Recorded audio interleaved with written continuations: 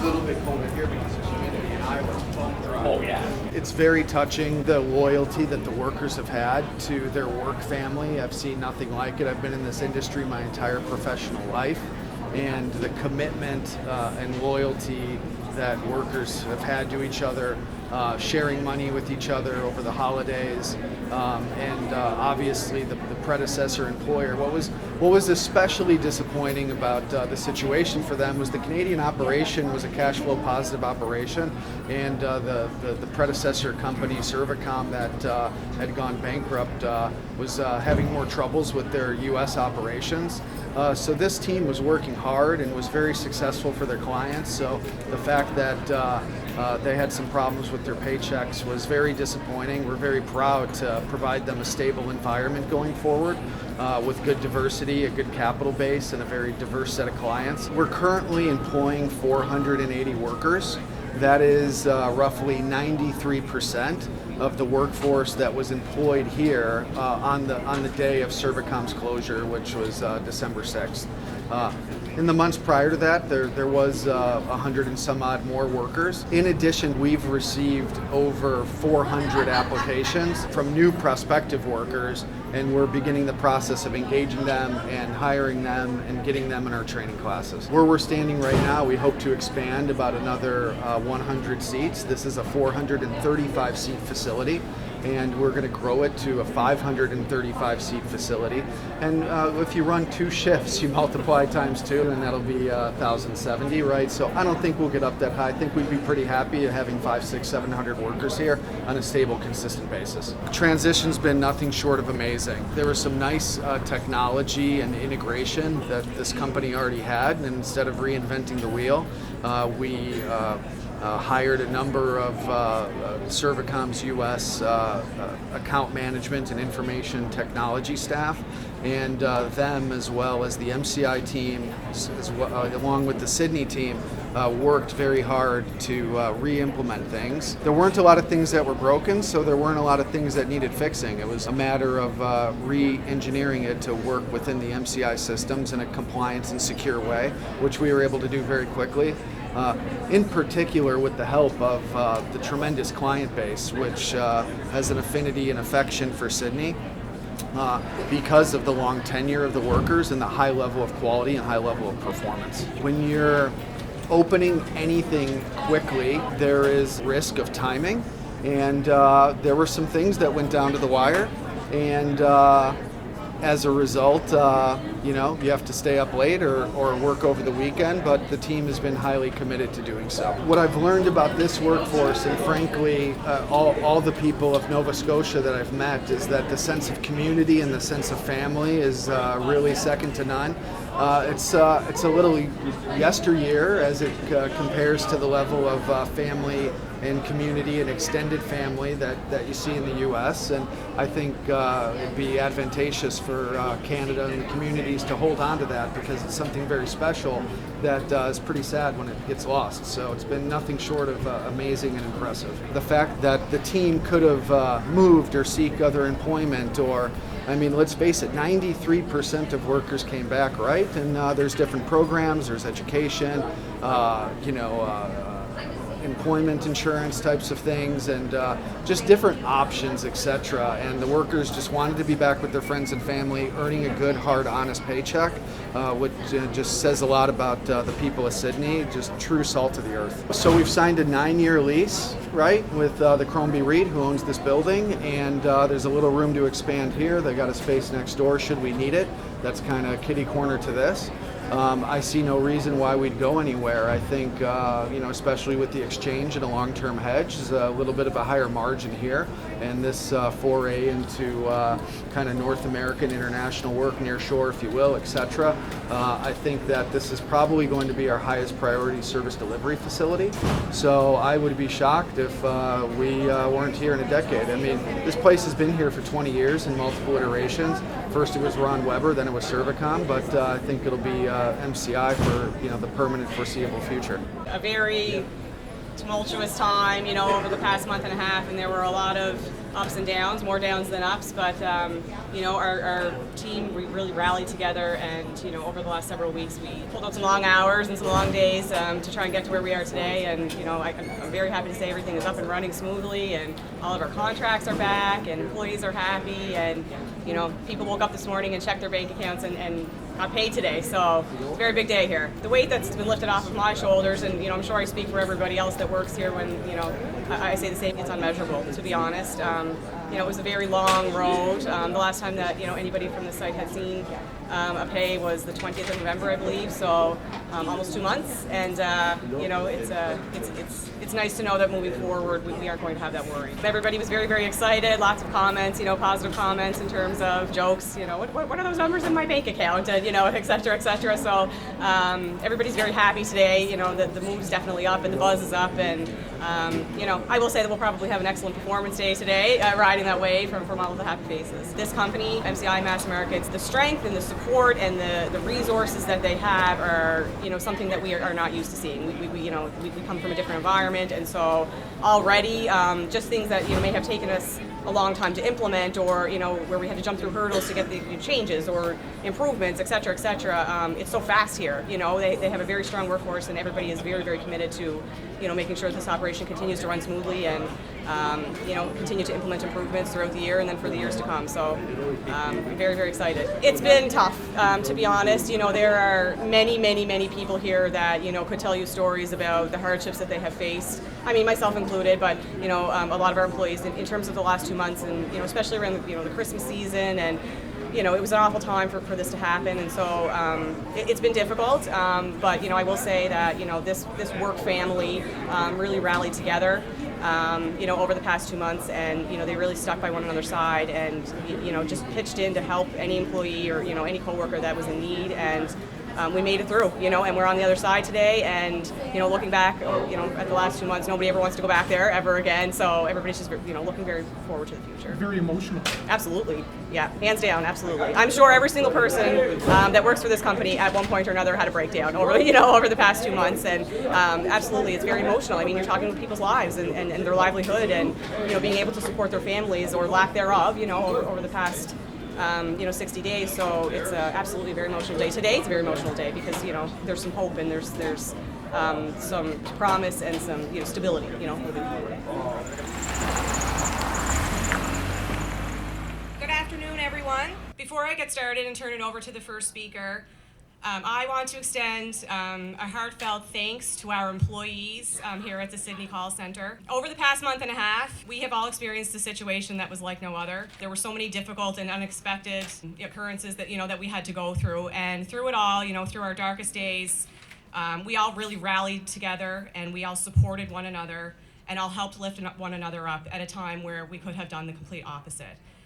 The outpouring of support from one another to one another was something second to none. I've never seen anything like it in my life, and I think I'd be safe to say that many of us here in this room probably could say the same thing. There are so many stories that I could tell you today in regards to employees assisting other employees with groceries, or pooling money together to purchase oil for people so that they were not cold, or bringing diapers and formula to moms that work here who needed it for their children, or just reaching out to our coworkers to make sure that every single person on your team was accounted for and was okay, and knew that they had someone that they could reach out to if anybody did need assistance. It was a very dark time for all of us. It was a very unexpected situation, and at one of the worst times of the year that it could have possibly happened, and at a time where it would have been very easy to basically give up and quit and scatter and go our separate ways. Instead, we rallied together, we stuck by one another, we lifted one another up at times when everybody needed it, I'm sure, at one point or another. I don't think it would be a lie to say at one point or another, everybody had a good cry, right? From the time that we closed down.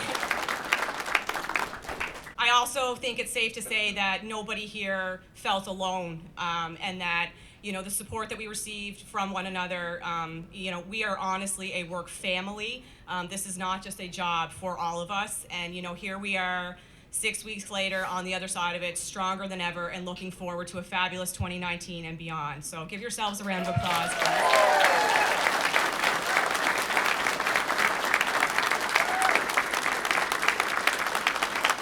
last time I think we all met was on December the 6th, and it was probably the most difficult, unfortunate act that unfortunately we had to go through.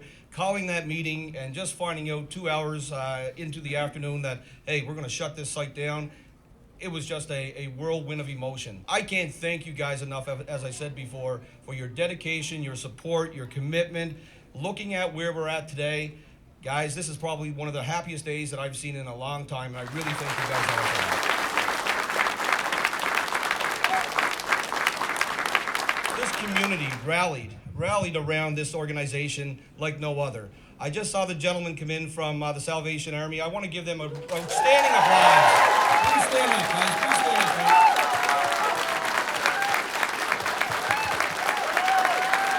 Come on up, guys. Come on up. Come on up. Come on up.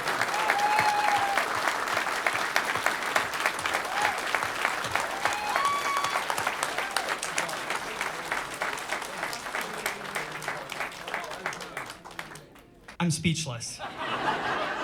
And that's a rare occurrence. I just got a call about an hour ago that I was invited to come.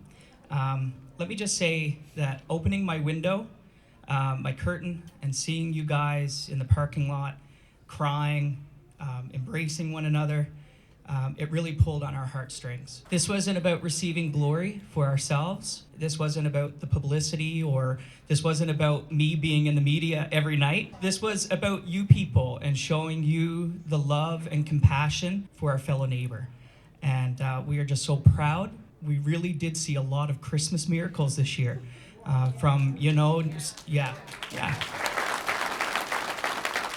Many partners stepped up to the plate, community businesses, Sobeys especially, donating 600 Christmas dinners. So through our office this year and our church, we helped 900 people with Christmas, whether it be dinner, Christmas presents. So that's a huge accomplishment. And so on behalf of myself, my divisional commander, Major Wade Budgell, Nicole McLean, and all of my staff, we wish you all the best. And what I'm going to say to you, it might sound rude, but don't come back next Christmas, okay? God bless you. God bless you. Thank you guys very much. And I will say, we will be back to help and support them next Christmas.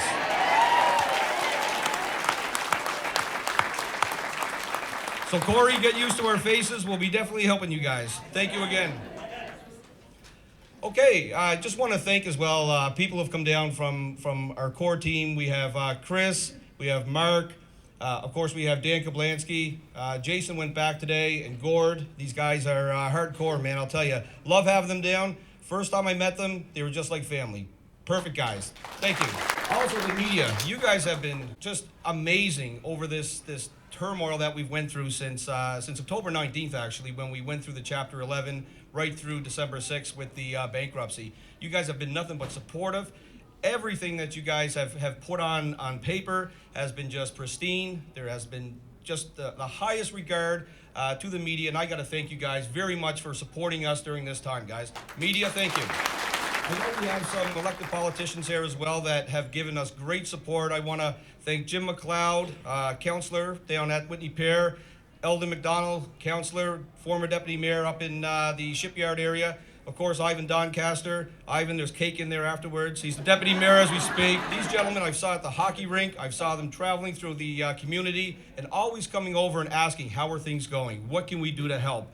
I got to thank Cecil Clark as well. Cecil's not here today, but again, those guys have put great support behind us and ensured that, hey, anything that we needed from a transparency standpoint, they were there for us. So again, guys, thank you very much. I also want to thank Derek Mummercat and Jeff McClellan. I mean, I'll tell you,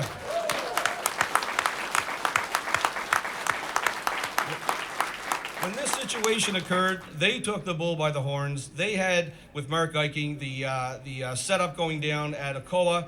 I mean, the group from ACOA, NSBI, HRDC, I mean, they rallied the troops, got us in Friday morning and start, brainstorming on what we could do to make some money back before Christmas, because it's a tumultuous time where nobody received any pays for 4 weeks.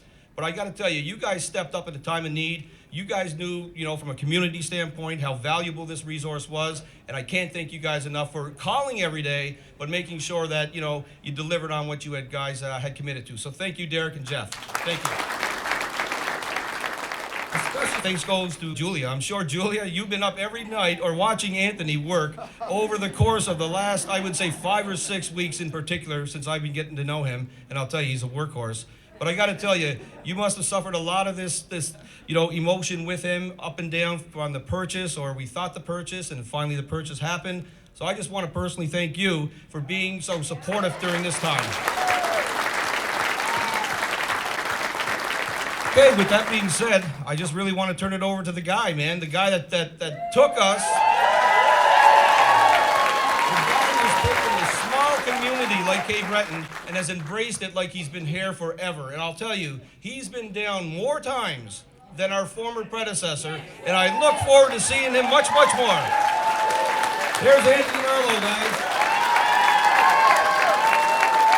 Thank you very much. I'm going to try not to get emotional. I've really never seen or experienced anything like the people of Cape Breton before anywhere in my travels around the world or in the U.S., anywhere in my entire life. The sense of community and family and friendship and extended family and loyalty was just second to none.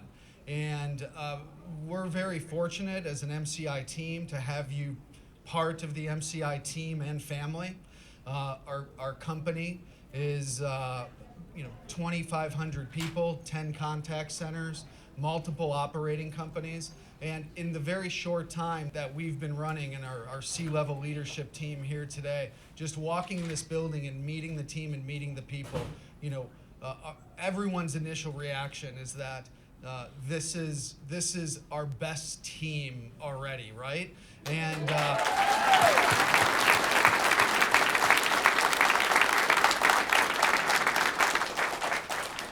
and that has a lot to do with your hard work, dedication, perseverance, aptitude, competency, desire to remain in your community and to give back to your community.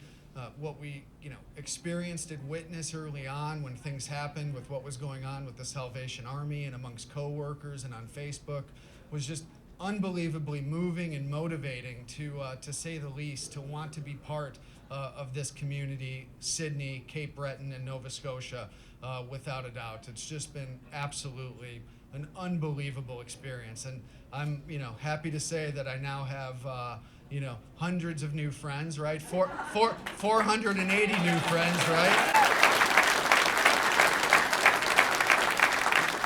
Most of which have friended me on Facebook, right? We're having all sorts of chats and morning, evening, weekend, and it was great. I hope that you recognize that we tried to listen to what was being said that evening at the Aspie Legion, relative to benefits, relative to pay, relative to just confidence and commitment, et cetera, et cetera. So one of the first things we did, and it was very important to me, was to make sure that the company was providing and covering, essentially giving our individual workers free benefits for our workers in Sydney, Nova Scotia.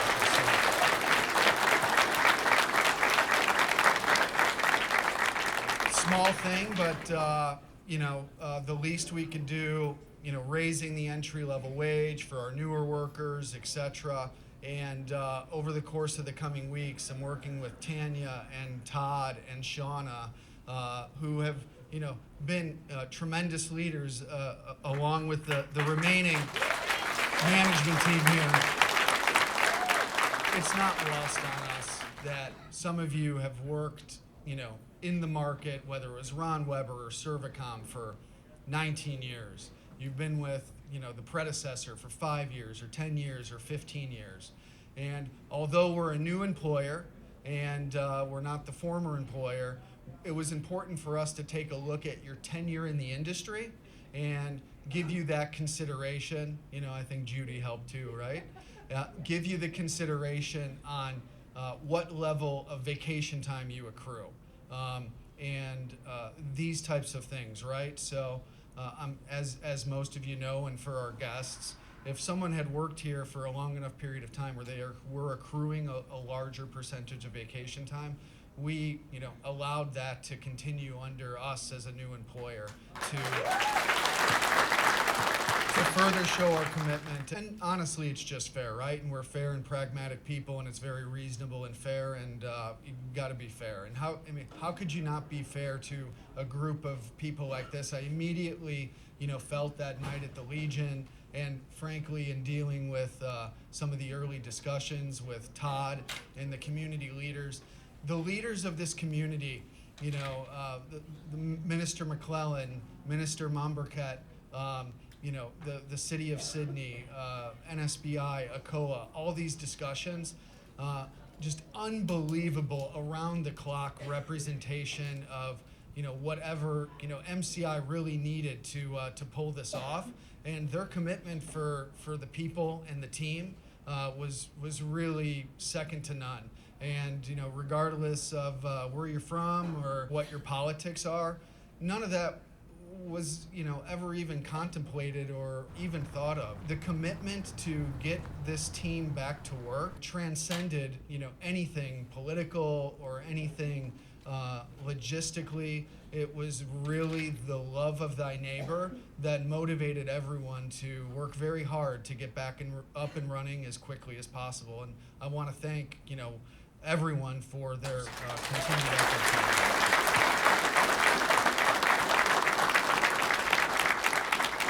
There's about 75 organizations that donated to the workers here.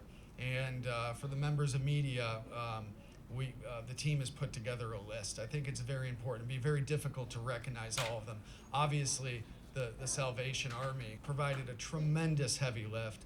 And Todd let the cat out of the bag there a little bit, but as a team, we have chosen as an organization in 2019 to get together and provide as much support back to the Salvation Army as we possibly can.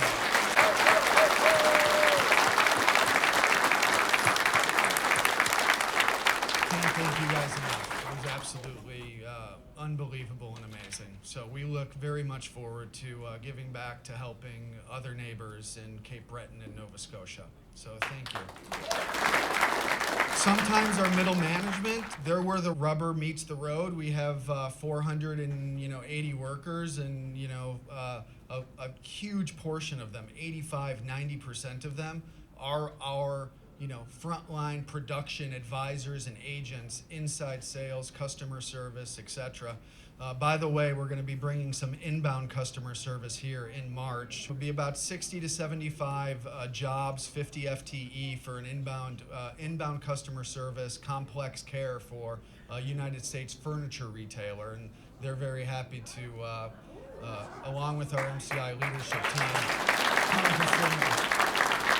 but our soups each have about 15 people. They're moms and dads and coaches and mentors and fathers and just leaders, right? If someone is new, they need to work with them. If someone has something going on at home, they need to work with them. If they have the top sales agent in the center, but that person's got a big ego or something, they have to work with them, right?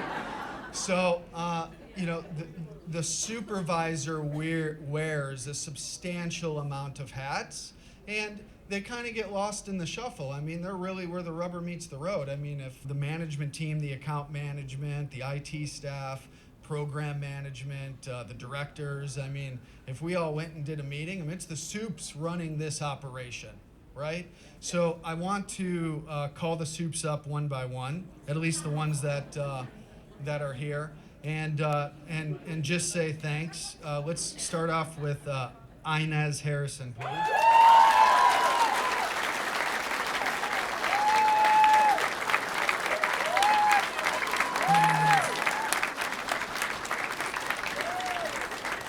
Here are the paychecks for you and your team.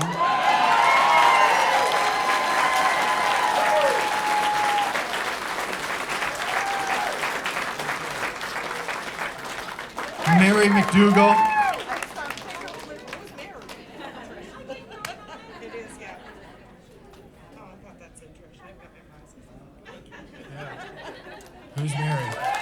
Trish.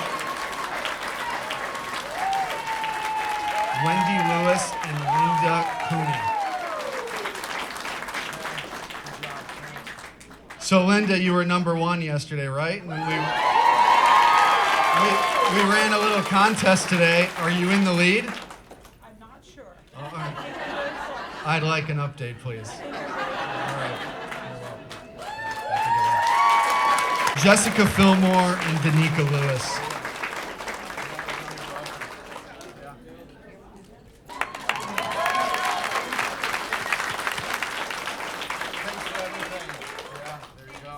Absolutely.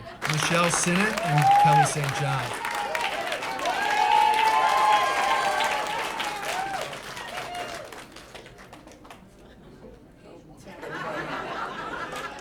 Donna Gracie, Norman McDougall.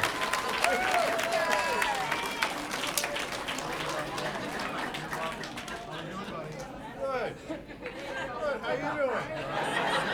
Oh, living the dream. Love this guy. William Way and Joanne Landry.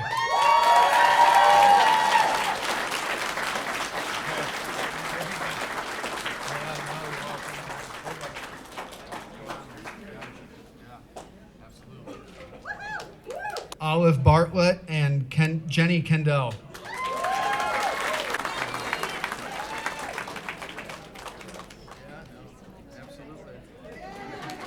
Patrick Brayan. Got it. And I see George McDonald.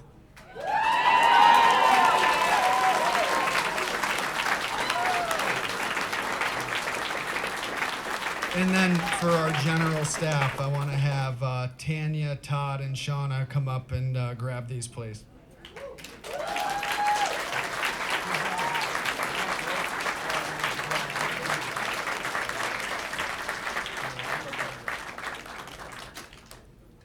So I think I got a phone call in the airport from the Canadian Press on my way out of Sydney last time I was in town after the Legion meeting and coming for the first visit after the bankruptcy auction. And it was approaching Friday afternoon, and the judge was entering the final paperwork to make the sale official. And they were texting me, I was catching a flight, and I said two things. I said, one, let them know the place is theirs again. And two, that I'm gonna buy everyone a beer, right?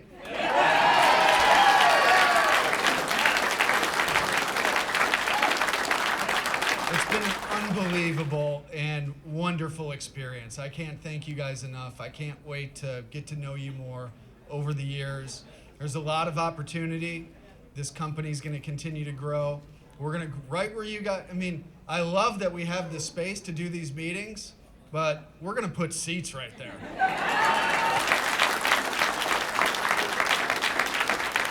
93% of the workforce, the former workforce, came back to work, and we've received over 400 new applications. Some of the best of the best from account management, information technology, from the American portion of the predecessor business have joined the team, including Dan Kobolansky as Senior Vice President of Information Services. Amy Galvin is Vice President of Client Services as well. So I'm going to turn it back over to Todd or Shauna, whoever's going to wrap us up. I want to thank you guys enough. Friends, family, you guys are welcome to join us tonight. And I got a little mug yesterday from Inez's team, said honorary Cape Bretoner, right? So I think I'm going to have to put it to the test this evening. It's a rare occasion for me, but I hope it doesn't hurt too bad on the flight home tomorrow. So, Happy New Year, congratulations. Unbelievably proud to be part of this family. Thanks for having us.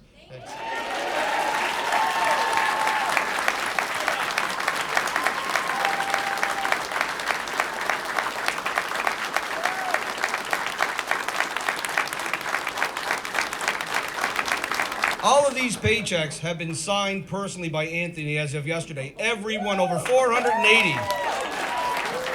Wow. Before we let everyone go into the cafeteria, for this evening, guys, we will have tickets. So you'll probably see myself, Roshana, Anthony, Tanya. We'll have tickets for you guys at the location. So please see us. We're going to have a great night there. We're going to have some refreshments. We're going to have some food. I know Glenn, Joe, look at him. He's living the dream down there, man. He's ready to roll, man. Before we cut the ribbon, guys, we just got a couple of gifts, parting gifts for our famous, I guess we'll call them now, visitors that have never been down to Cape Breton before, including DK3. But with that being said, I'd like to take up Gord, Dan, Mark, Chris, and I know Jason flew back today. Jason was an integral part of the planning that we had since day one and flew back today to Colorado to see his daughter this evening. Not yet. Okay, let's give those guys a gift. Let's give them a gift. Thank you guys very much.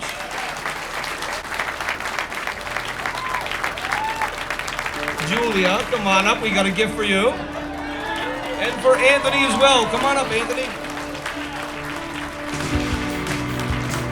Come on up. We want you to open this. This is from all of us in the center, guys. Everyone.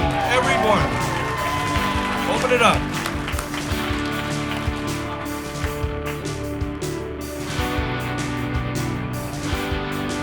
Welcome to Cape Breton. That's a Cape Breton tartan. Yeah. There you go. Congratulations. Thank you so much, everybody. It's just an honor to have you all as part of our family. I know there are a lot of single mothers out there, and I know there are people going through health struggles or whatever. And you guys have shown so much grace and so much optimism through this challenging time. And it's just an honor to get to know all of you. Thank you so much.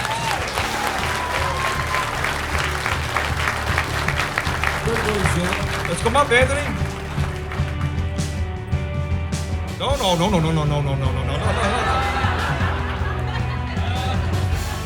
We have a gift for Anthony as well. Please open it, Anthony.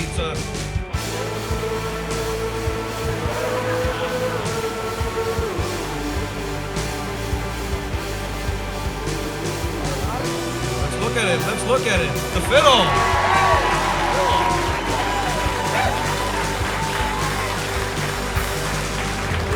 Well deserved. That was unnecessary, guys.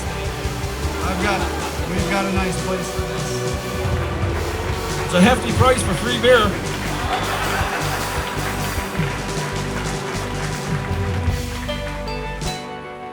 No, we got him a little gay gift, but it's not R-rated, but it's a Cape Breton Eagle.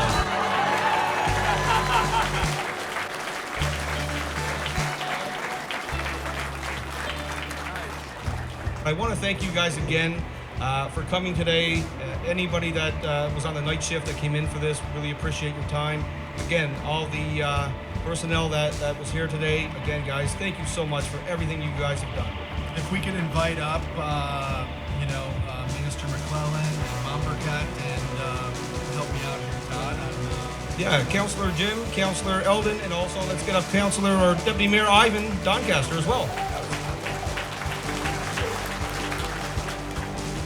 To a new beginning. To a couple of the new friends, old friends, friends forever, and a couple more decades to come.